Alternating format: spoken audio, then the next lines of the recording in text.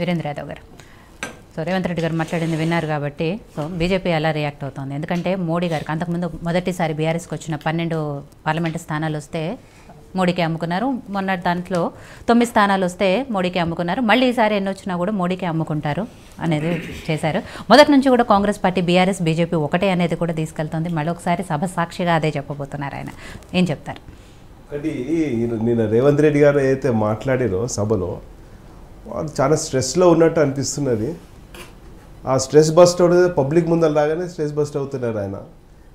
ఎందుకంటే ఆయన అక్కడ సభ ఏంటి, ఆయన ఎంపీ ఎలక్షన్స్ దాని గురించి మాట్లాడము, అట్లాగే ఆయన అమలు చేయాల్సిన పథకాలు ఏదైతే ఉన్నాయో గ్యారంటీలు, దాని గురించి డిస్కస్ చేయకుండా ఏమైనా అంటే ఒకటి ఆయన వాక్కులు, ఆయన మాటలు. ఇప్పుడు గతంలో కేసీఆర్ గారి విని విని విని ప్రజలు అలసిపోయినారు.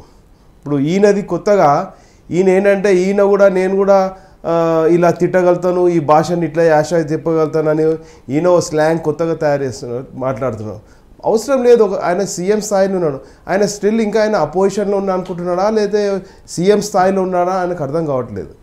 ఒకటి, ఆయన మాట్లాడేసినది పబ్లిక్ ఇష్యూస్ పైన మాట్లాడండి, లేదా ఆయన 6 గ్యారెంటీలు చేసిన దాంట్లో ఇప్పటికి ఎన్ని పథకాలు చేస్తే ఇంకా టైం ఏమైనా అడుక్కోవాలి. ఆయన ముందల ప్రజలతోటి మమ్మల్ని గెలిపించారు, మా మీద నమ్మకం పెట్టుకున్నారు, ఆ నమ్మకము మేము ఇది చేయము, మేము చేస్తాము, మాకు నిధులు లేవు, మాకు గత ప్రభుత్వము చిప్ప చేతిలో పెట్టిపోయింది, అప్పుల పాలు చేసి పెట్టిపోయింది, కాబట్టి మేము దాన్ని కొంచెం సరిదిద్దుకొని దాన్ని జాగ్రత్త చేసుకొని కేంద్రం నుంచి పోయి కలుస్తున్నాము, గడప గడప కేంద్రంలో ప్రతి మినిస్ట్రీ పోయి కలుస్తున్నాము, అక్కడి నుంచి మేము నిధులు తెచ్చుకుంటాము, మాకు ఎక్కడ కాంగ్రెస్ మాకు ఎక్కడ బతికేది పరిస్థితి కష్టం ఉన్నది తెలంగాణలో, దేశంలో.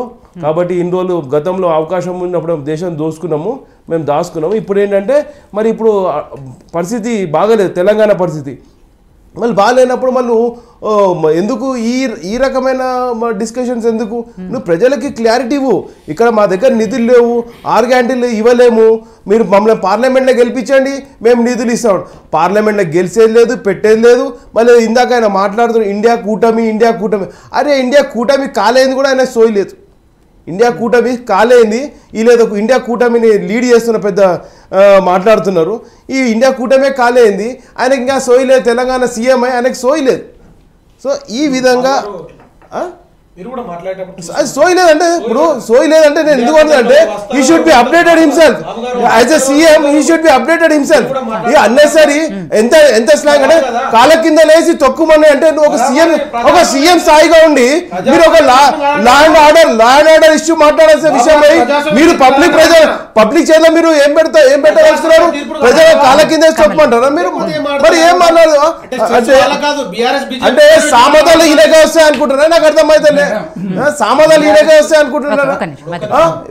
చెట్టు కట్టేసి కొట్టి చెట్టు కట్టి బరాబర్ మీరు ఎట్లా అంటారు? బరాబర్ ఒక సీఎం స్థాయిలో మీరు ఎట్లా అంటారు? బరాబర్ చెట్టు కట్టేసి కొట్టి ఆ తొండలో వదిలేసి మీరు ఏం మెసేజ్ లా అండ్ ఆర్డర్ మీరు చేతిలో తీసుకుంటారా ఏమనుకుంటున్నారు?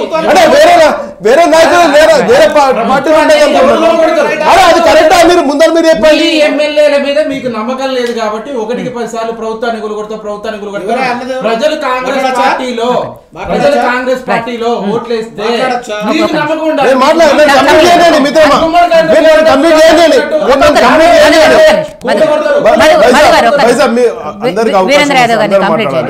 అయితే ఇప్పుడు ఒక ఏమంటారు రాష్ట్రాన్ని లీడ్ చేసిన వ్యక్తి రథసారథి ఆయన్నే ఈ విధంగా మాట్లాడడం అనేది ప్రజలకి మెసేజ్.